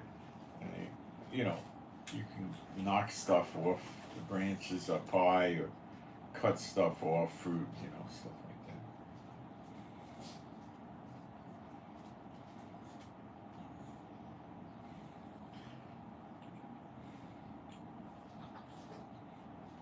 Is there some way we can get Biden to come visit Gaza and talk to Hamas? That might be the end of the problem. He'd never leave. That'd be like the thing they sell, the Roach Motel. They get in, but they don't get out. Yeah.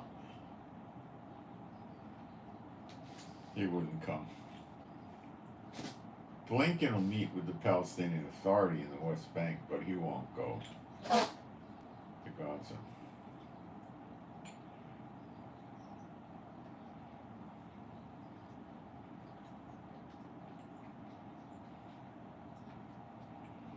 If he did go to Gaza, he'd have to bring 12,000 soldiers.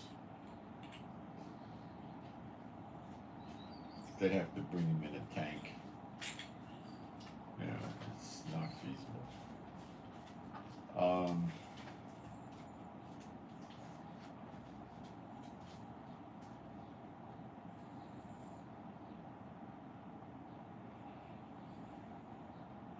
So now you know what's going on. So the next big event we're going to look for later today is what happens at the UN Security Council. It may drag on. They may not reach a decision today, but I heard he's trying to get a vote today. So if he fails to get, if somebody vetoes it or something like that, then I don't know what the dimwit's going to do next. But we'll find out. We'll find out. See, Biden don't know what he's doing. Trying to run with Gantz is a loser. Okay? He's a loser. And for us, Gantz is a loser. He's not going to be any good. Hey, he's not going to be facing 3 criminal counts for 16 years in jail with an active case ongoing. I agree. He doesn't have that on his head. That's ought to be worth something. But he's cut from the same demonic cloth as the rest of them. So what are you expecting? You're not going to get anywhere with that. I think the Lord's trying to show Israel not to rely on their politicians or their military, but him. So this change could happen, and then the Israelites will be very, very sorry when they see Gantz sell Israel out for a 2-state solution. See, he's teaching Israel to turn to him. Now, we know that, but they don't know that.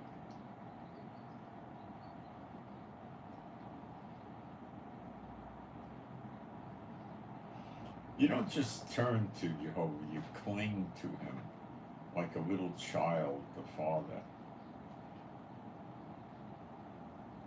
And if you have trouble in your life about something, you can go to him like you go to your Father. Okay? It could be a work problem, a business problem, a problem with children, a problem with a spouse, a problem with a neighbor. Just ask him to give you some help and show you what to do. He'll be glad to.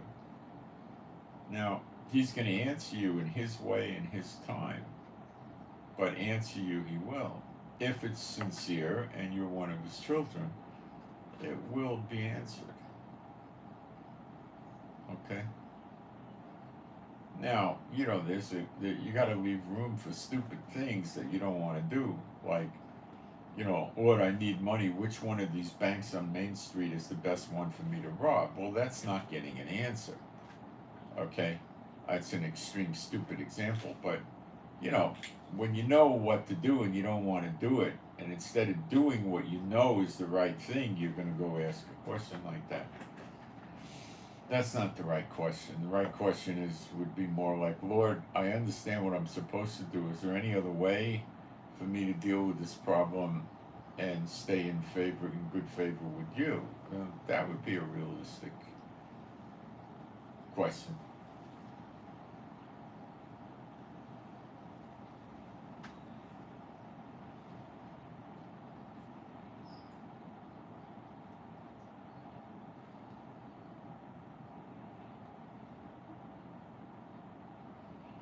All right, so I covered what I wanted to cover, and as you know, it's very complicated. And Blinken coming here, UN Security Council stuff, and it's getting very difficult to follow. And now it came out that China has all this land next to the military bases, and they know it. And that means that things have to speed up. Or China realizes they'll confiscate the land. Or they could regulate the land, they could go inspect it, run the illegals out, round them up. There's all kinds of things. They could let them have the land, but keep people off it, say you got too many people here, too many unregistered aliens, or whatever they're going to do, you know. So China knows that the window is closing on their maneuver here.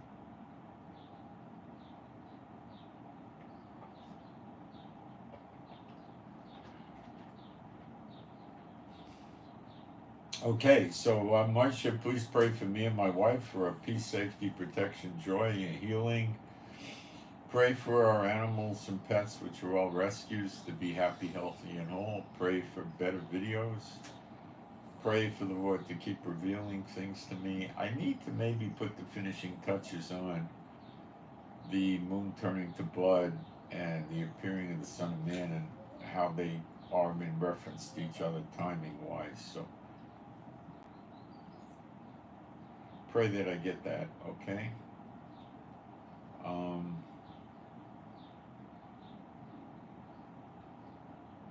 Well, I think maybe we already have it. I think that's what I was just shown. Okay, because when we go to Zechariah 12 and 10, and I will pour upon the house of David and upon the inhabitants of Jerusalem the spirit of grace and of supplications. That means now they're believers.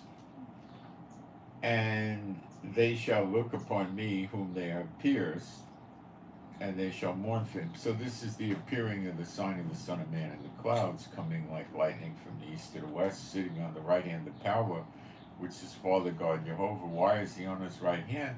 Because Psalm 110:1 says, the Lord said to my Lord, sit thou at my right hand until I make your enemies your footstool. Well, his enemies have not yet been made his footstool, so he's still sitting on the right hand of power, or Jehovah, and that's how he appears in the sky.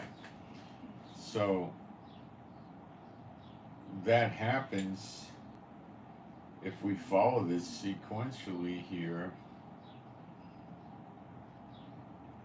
in Zechariah 12:6. The two witnesses already burned them up. It says, in that day will I make the judges of Judah like an earth of fire among the wood, and like a torch of fire in a sheaf. He says it 2 times, because there's 2 witnesses. And they shall devour, or burn up is better, all the people round about, on the right hand and on the left, and Jerusalem shall remain still in her own place. So this happens, and then comes the appearing of the Son of Man, and now we have to try to figure out when the moon turning to blood would happen.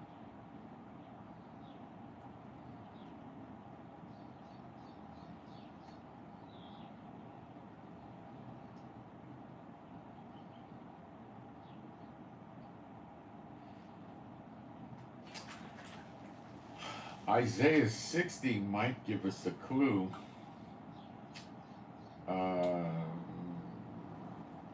Verse like 1 and 2, I think. Arise, shine, thy light is come, and the glory of the Lord is risen upon thee. For behold, the darkness shall cover the earth, and the gross darkness the people. But Jehovah shall arise upon thee, and his glory shall be seen upon thee. So the darkness, if the sun goes dark and the moon turns to blood, it's going to have darkness, don't you think? Because the sun's gone. And the heathen shall come to thy light, and kings to the brightness of thy rising. It doesn't really tell us how long this will be for. Lift up thine eyes round about and see, all they gather themselves together, they come to thee. So that's your second Exodus. Maybe that's the second Exodus too. Start of the second Exodus. Needs work. We got to get some work. So pray that the Lord reveals to me the timing of these 2 events: the moon turning to blood and the sun going dark, and the appearing of the sign of Son of Man, and timed with the 2 witnesses burning the enemies up. and the outpouring of the Spirit. That'll be helpful. I'm pretty sure we'll get an answer. So, pray for the peace of Jerusalem as well. And thank you for the offerings, those that are giving offerings. And let's see how many minutes we did today. A little over 2 hours, not bad. I like to keep it to 2 hours, but sometimes you just can't. So I send my shalom to all those who love Yeshua HaMashiach, and I hope you got something out of this, and I'm out. And remember, I'm covering subject matter here that nobody has ever covered since the apostles, I would say, and Yeshua. Okay, so it's not so easy. All right, I'm out.